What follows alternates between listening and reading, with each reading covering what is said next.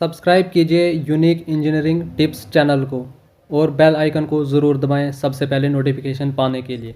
Hi guys, how are you? Welcome back to my YouTube channel Unique Engineering Tips. Hi guys, how are you? It's me Navider again. Welcome back to my YouTube channel Unique Engineering Tips. सो इस lecture में हम discuss करने वाले हैं जो मैंने आपको कल मॉक टेस्ट दिया था सर्वेइंग का फाइनल जो मॉक टेस्ट था उसको मैं इस लेक्चर में सॉल्व करूंगा।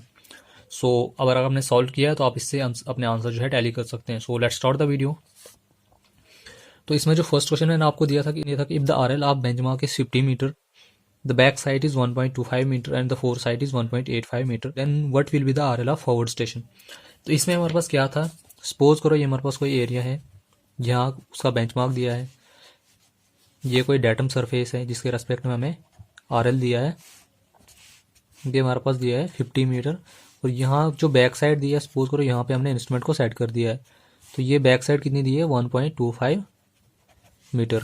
उसके बाद इसने क्या बोला है कि एक फोर साइड भी है, मतलब इस स्टेशन से सिर्फ एक ही रीडिंग को इसने साइड किया है, यहाँ पे फोर साइड दी है हमारे पास 1.85 मीटर, ये दी है यहाँ पे। तो हमने इस पॉइंट का आरएल निकालना है।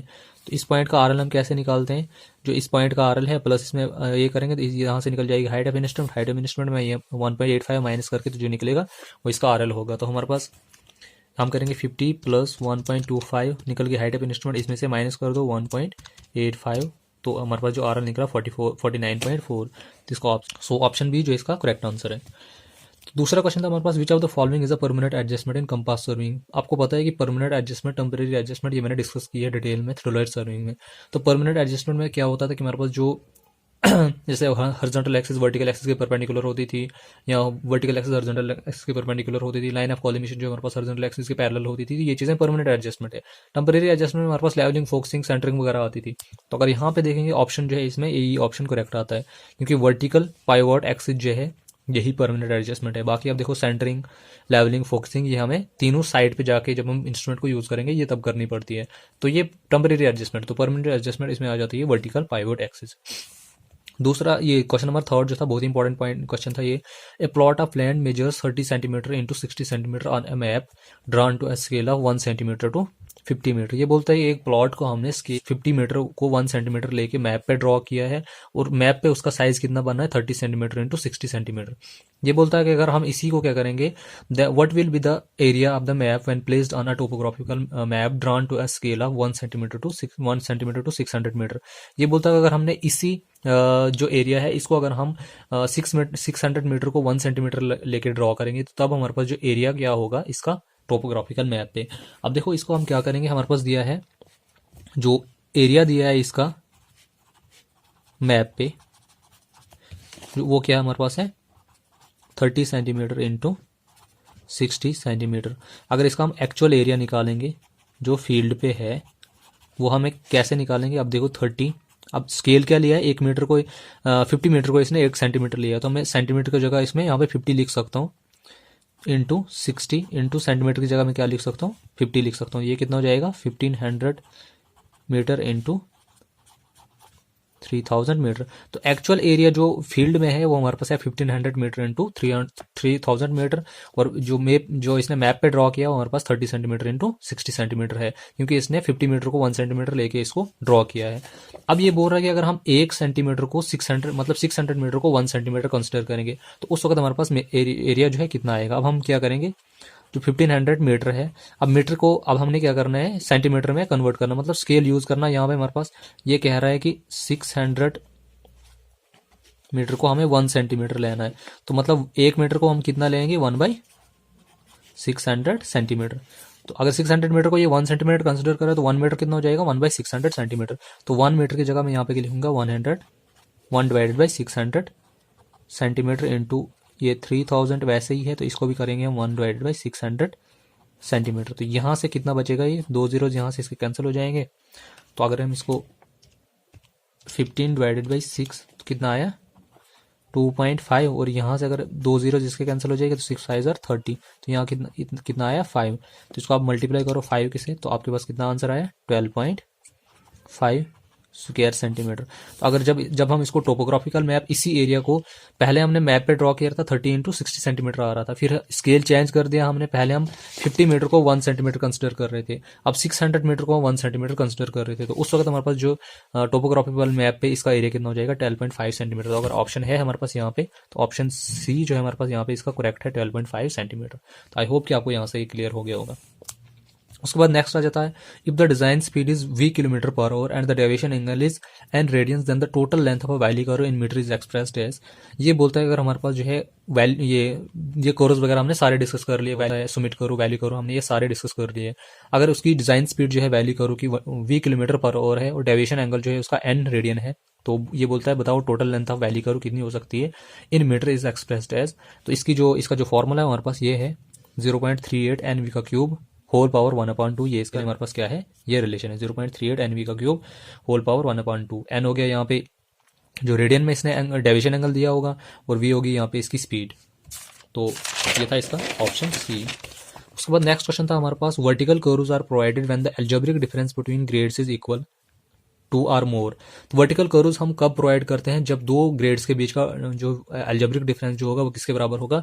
तो इसको हम तब प्रोवाइड करते हैं जब हमारे पास अलजेब्रिक डिफरेंस बिटवीन 2 ग्रेड जो होगा वो मोर देन 4 mm पर मीटर होगा, तब हम क्या करते हैं वर्टिकल कर्व्स को प्रोवाइड करते हैं। उसके बाद नेक्स्ट क्वेश्चन है what will be the back bearing of a line if it's four bearing is 280 degree. अब फोर बेयरिंग अगर इसकी 280 डिग्री है तो मैंने आपको बोला था चाहे फोर हो चाहे बैक हो, दोनों में से जो भी ग्रेटर देन 180 डिग्री है तो उसको बैक या फोर में कन्वर्ट करने के लिए इसको 180 से माइनस कर दो, तो आपका जो बचेगा यहाँ पे 180 से माइनस करेंगे तो 100 डिग्री इसका आंसर आएगा। ये सिंपल क्वेश्चन है। While measuring linear measurements with a tape by applying normal tension which of the following correction is automatically rectified. ये बोलता है कि जब हम क्या करेंगे लीनियर मेजरमेंट्स लेंगे टेप के साथ और उसमें हम क्या करेंगे बाय अप्लाइंग नॉर्मल टेंशन, अगर हम थोड़ा सा उसमें क्या करेंगे टेंशन अप्लाई करेंगे, मतलब उसको खींचेंगे, एक टाइप का पुल ही अप्लाई करेंगे, तो इसमें से कौन सी जो है करेक्शन जो है वो ऑटोमेटिकली रेक्टिफाइड हो जाएगी। अब देखो correction due to sag, tension की वजह से सैग तो आ नहीं सकता है, correction due to pull, correction due to sag and pull, correction due to the alignment. तो इसमें जो ऑप्शन बी आएगा, क्योंकि जब हम किसी चीज को टेंशन देंगे, टेंशन का मतलब होता है कि टेंजाइल फोर्स लगाएंगे और वो किसी चीज को क्या करती है बाहर की तरफ खींचती है। अब ये कोई चीज है मेरे पास, इसको अगर मैं टेंजाइल फोर्स लगाऊंगा ये एक टाइप का पुल ही है जिसको बाहर की तरफ खींचेगा, तो इसमें क्या हो जाएगा correction due to pull only, ये खुद ही रेक्टिफाइड हो जाएगी इसमें। उसके बाद नेक्स्ट क्वेश्चन है what is the correction for refraction as applied to stop reading when R is the radius of earth. अब देखो ये हमारे पास क्या है कि जो करेक्शन है, करेक्शन फॉर कर्वेचर हमारे पास रिलेशन कितना है 0.0785 डी का स्क्वायर। अगर हमारे पास करेक्शन फॉर रिफ्रैक्शन यहाँ से निकालना होगा तो ये हमेशा किसके बराबर होता है 1/7 होता है सीसी, मतलब सीसी जो करेक्शन फॉर कर्वेचर के लिए हमारे पास जो रिलेशन है उसका 1/7 अगर हम करेंगे तो करेक्शन फॉर रिफ्रैक्शन के लिए निकल जाता है। तो इसका जो रिलेशन यहाँ पे आ जाता है एज, अगर इसने अभी आर जो है रेडियस ऑफ अर्थ दिया हुआ है तो इसके लिए जो करेक्ट ऑप्शन है हमारे पास है option number B 1/7 D square upon 2r। ये इस रिलेशन को यहाँ से निकाल के ये रिलेशन आता है। उसके बाद नेक्स्ट क्वेश्चन हमारे पास जो था विच of the following survey facilitates field observations and plotting on a sheet simultaneously. अब इसमें से कौन सी सर्विंग है जिसमें हम फील्ड और ऑफिस वर्क साइमल्टेनियसली कर सकते हैं, तो वो आपको पता ही है प्लांटेबल सर्विंग के अलावा कोई सर्विंग है ही नहीं जिसमें फील्ड और ऑफिस वर्क हम साइमल्टेनियसली कर सकते हैं। नेक्स्ट क्वेश्चन नंबर 10 हमारे पास which one of this is used for the measurement of base line. Base line हम किस जो है किस वाले इससे इंस्ट्रूमेंट से मेजर कर सकते हैं, तो इसके लिए आपको पता है इनवॉल्व टेप का हम यूज करते हैं, क्योंकि बेस लाइन जो होती है जब भी हम चैन सर्विंग करते हैं तो फर्स्ट जो हमारी प्रेफरेंस होती है वो बेस लाइन पे होती है। बेस लाइन जो है एक्यूरेट जो है इंस्ट्रूमेंट से हमें इसको क्या करना पड़ता है ड्रॉ करना पड़ता है, अगर उसमें जो है एरर वगैरह आ गए तो पूरी सर्विंग हमारे पास एरर आ सकता है। उसके बाद आता है नेक्स्ट क्वेश्चन 11th क्वेश्चन हमारे पास व्हाट इज कंपाउंड करो। कंपाउंड करो क्या होता है, 2 or more arcs of same radius meeting each other at common tangent point, या 2 or more arcs of same radius meeting each other at initial tangent point, 2 or more arcs of different radii meeting each other at common tangent point, या 2 or more arcs of different radii meeting each other at different tangential points। तो इसमें जो है option number C आएगा, क्योंकि compound curve क्या है, ये 2 या 2 से ज्यादा आर्क का बना हुआ होता है, इसमें रेडियस डिफरेंट होता है, लेकिन ये क्या होता है कि इनकी टेंजेंट पॉइंट जो होता है वो कॉमन होता है, meeting at common tangent point. So next question इसमें आ जाता है what is the least count of vernier scale, difference of smallest division of main scale and vernier scale, sum of smallest division of main scale and vernier scale, value of one division of vernier scale divided by total number of division of primary scale, या value of one division of primary scale divided by total number of division of vernier scale. तो ये हमने vernier scale में discuss कर लिया था कि difference between the smallest division of main scale and vernier scale वही वर्नियर स्केल का लीस्ट काउंट होता है, तो इसका ऑप्शन ए है। उसके बाद नेक्स्ट क्वेश्चन हमारे पास जाता है what is the cardinal principle of serving. तो सर्विंग का कॉर्डिनल प्रिंसिपल या बेसिक प्रिंसिपल इसको हम कहेंगे always working from whole to part है। ये हमने कितनी बार डिस्कस कर लिया। What will be the difference of level between point C and D if the backside and foreside at point C and D are 3.65 and 2.865 respectively। तो अब हम देखेंगे इन दोनों के बीच का लेवल डिफरेंस कितना। तो सीधा दोनों को माइनस करो तो 3.565 माइनस हमने करना है 2.865, तो हमारे पास कितना आ गया 0.7। तो 0.7 का फॉल हो रहा है फ्रॉम पॉइंट सी से डी की तरफ, क्योंकि जो पॉइंट सी पे था वहां पे बैक साइड कितनी है 3.65 और डी पे 2.865, तो मतलब सी से डी की तरफ फॉल हो रहा था। तो इसका ऑप्शन ए है। What shall be the quadrantal bearing if the whole circle bearing is 112 degree. तो क्वाड्रेंटल बेरिंग के लिए इसको कन्वर्ट करने के लिए सेकंड क्वाड्रेंट में लाई करा, सीधा 180 से इसको माइनस कर दो तो 68 डिग्री आ रहा है, नॉर्थ 68 डिग्री ईस्ट है। इसको हमने डिटेल में पीछे डिस्कस कर लिया है, तो अभी सिर्फ हम इसको मैं यहाँ पे बता रहा हूँ किस चीज़ का ऑप्शन क्या है। While conducting final location survey the centre line is fully marked with pegs at a distance of, इसके लिए क्या होता है 20 मीटर होता है। कि जब हमारे पास क्या करते हैं फाइनल लोकेशन सर्वे को कॉन्डक्ट करते हैं, जो हम सेंटर लाइन को मार्क करते हैं, तो इनका जो पैग्स का इंटरवल होता है वो कितना होता है 20 मीटर का होता है। उसके बाद जो है the relation between radius and degree of a circular curve for a 30 metre arc is given by, इसके लिए कौन सा रिलेशन होता है, r is equal to 1719 upon D, या d is equal to 1719 upon root of r, या d is equal to 1719 upon r। तो इसके लिए बोथ आएगा, क्योंकि r is equal to 1719 divide by d, या d is equal to 1719 divide by r, बात एक ही। तो इसके लिए option both A and C आएगा। उसके बाद the length of transition curve may be such that the rate of change of radial acceleration generally does not exceed a certain value which is, तो जो rate of change of radial acceleration की value जो होती है transition curve के case में होती है 30 सेंटीमीटर पर स्क्वायर सेकंड। नेक्स्ट क्वेश्चन इसमें जाता है कि the stop in tangential system of tachometry is held. Tangential system में जो हम स्टॉप करते हैं वो हमेशा वर्टिकली हेल्ड होता है। इसमें केसेस जरूर तीन बनते हैं कि angle of elevation, angle of depression, या both, one is angle of elevation and one angle of depression, लेकिन स्टॉप हमेशा क्या रहेगा वर्टिकल ही रहेगा तीनों केसेस में। वो सिर्फ स्टीरियो सिस्टम ऑफ टैकोमीट्री में क्या होता है कि इंक्लाइंड वर्टिकल या वगैरह वगैरह आता है, लेकिन टेंजेंशियल सिस्टम ऑफ टैकोमीट्री में स्टॉप जो है हमेशा वर्टिकल ही होता है। फिर उसके बाद नेक्स्ट क्वेश्चन हमारे पास क्वेश्चन नंबर 20 है for testing a chain 30 metre the overall length of chain should be which of the following permissible limits. तो जब भी हमने ये चीज़ हमने डिस्कस कर ली, तो जो मैंने आपको 30% सिलेबस प्रोवाइड कर दिया था उसमें ये पॉइंट मैंने एक बार बताया आपको, तो वहाँ अगर आपको याद होगा, आपने उस वीडियो को अगर आप देखा होगा, तो वहाँ जब मैंने बोला था कि जब हमारे पास 20 मीटर चेन होगी तो उसके लिए जो ओवरऑल लेंथ होनी चाहिए 20 मीटर प्लस माइनस जो है 5 mm होनी चाहिए। लेकिन इसके लिए क्या होनी चाहिए कि जो हमारे पास चेन होगी उसके लिए होनी चाहिए 30 मीटर प्लस माइनस 8 mm होनी चाहिए। तो ये जब हम चैन को टेस्ट करेंगे उसकी लेंथ जो है अगर प्लस या माइनस 8 mm इतनी से, या तो 8 mm कम होगी या 8 mm ज़्यादा होगी, तो उतने के लिए हम इसको एडजस्ट कर सकते हैं, लेकिन इससे ज़्यादा एरर उसमें नहीं होना चाहिए। उसके बाद नेक्स्ट क्वेश्चन है in India A curve is designated by the angle in degrees subtended at the centre of curve centre of curve y a chord of, ये तो आपको पता 30 मीटर लेंथ लेके हम क्या करते हैं, कॉर्ड की लेंथ हम 30 मीटर मानते हैं, उसी हिसाब से कर्व को डिजाइन किया जाता है। उसी के लिए जो रिलेशन है d is equal to 1719 divided by r, या r is equal to 1719 divided by d, ये रिलेशन जो है 30 मीटर कॉर्ड को लेके ही ये रिलेशन निकला है। The length ls of an ideal transition curve, ideal transition curve, ये वाला पॉइंट भी मैंने उस 30% सिलेबस में डिस्कस किया होगा। अगर आपको याद होगा, अगर आपने वो वीडियो देखी होगी, तो उसमें क्या था कि आइडियल ट्रांजिशन कर्व की लेंथ जो होती थी वो इन्वर्सली प्रोपोर्शनल होती थी रेडियस के। एल इज इक्वल एल जो होता था जो इन्वर्सली प्रोपोर्शनल होता था 1/r, तो ये इसका रिलेशन है, तो इसका ऑप्शन नंबर बी आएगा।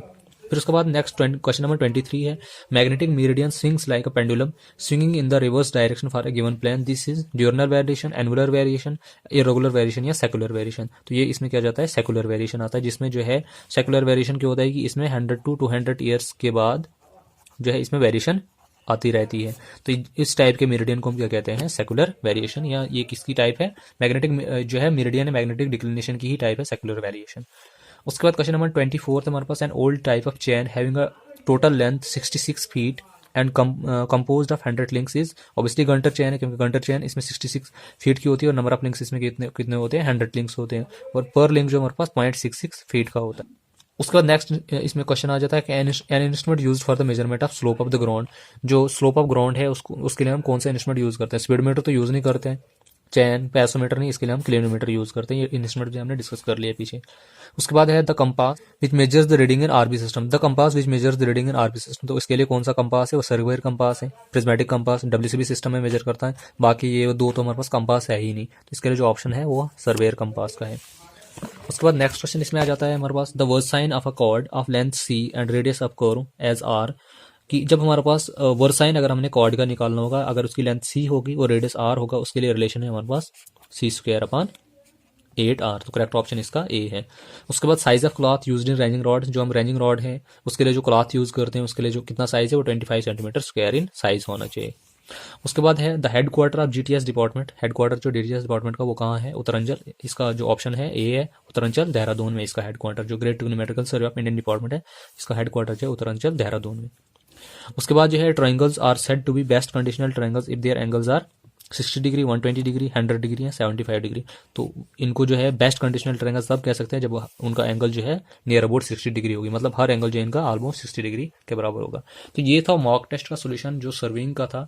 जो ये मॉक टेस्ट जो मैंने इसमें क्वेश्चंस जो डाले थे इस मॉक टेस्ट में, ये सारे के सारे क्वेश्चंस मैंने जितने भी प्रीवियस ईयर्स के पेपर आज तक सर्विंग के आए हैं जेकेएसएसबी के, उन सब में से मैंने क्वेश्चंस फाइंड आउट करके वहाँ से वो क्वेश्चन निकाल के इस पेपर को मैंने सेट किया था। आई होप कि आपको जो मैंने यहाँ पे क्वेश्चंस करवाए ये सारे के सारे आपको डाउट्स क्लियर हो गए होंगे। तो फिर भी अगर आपको कोई डाउट वगैरह है तो आप मेरी वीडियोस जो है कंसल्ट कर सकते हैं। अगर आप मेरे चैनल पे नए हो तो मैंने सेपरेट प्लेलिस्ट जो है बना के रखी है सर्विंग के लिए, वहाँ पे आपको सारे लेक्चर्स अवेलेबल मिलेंगे पूरे कंप्लीट सर्विंग के।